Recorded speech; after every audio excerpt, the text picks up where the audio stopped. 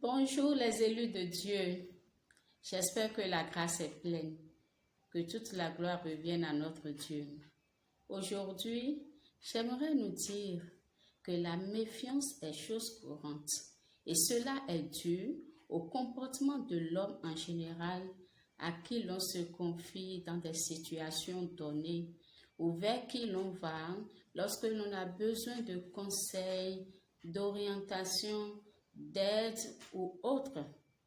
Et bien souvent, beaucoup de personnes se retrouvent exposées aux critiques, au mépris, à la honte.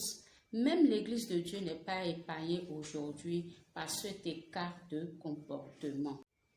Et bon nombre d'enfants de Dieu en souffrent vraiment et se replient sur eux-mêmes, s'enfermant dans une solitude, et ceci même dans nos communautés où chacun porte le poids de ses propres soucis, ce qui ne devrait pas en réalité être le cas, car Galates 6, verset 2 nous dit « Portez les fardeaux les uns des autres et vous accomplirez ainsi la loi de Christ. » Cet état d'âme est une porte ouverte à l'ennemi pour semer dans nos pensées la crainte, le doute, afin de saboter notre relation avec Dieu, notre confiance en lui, le courage qu'il nous a donné et aussi les capacités qu'il a déposées en nous. Et son objectif, c'est de nous empêcher de vivre pleinement les promesses de Dieu pour notre vie et de nous faire croire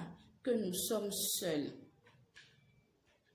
Le sentiment de solitude donne un cœur attristé, un cœur abattu. Et j'aimerais te demander aujourd'hui, te sens-tu seul? Es-tu abattu? Ne sachant plus vers qui te tourner, laisse-moi te dire que tu n'es pas seul. Ton Dieu te connaît. Il connaît tes besoins. Il entend tes cris de détresse, tes cris de cœur. Il entend tes pleurs, tes prières, tes supplications.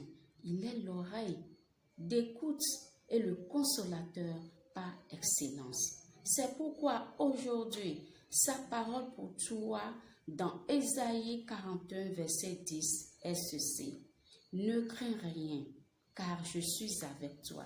Ne promène pas des regards inquiets, car je suis ton Dieu.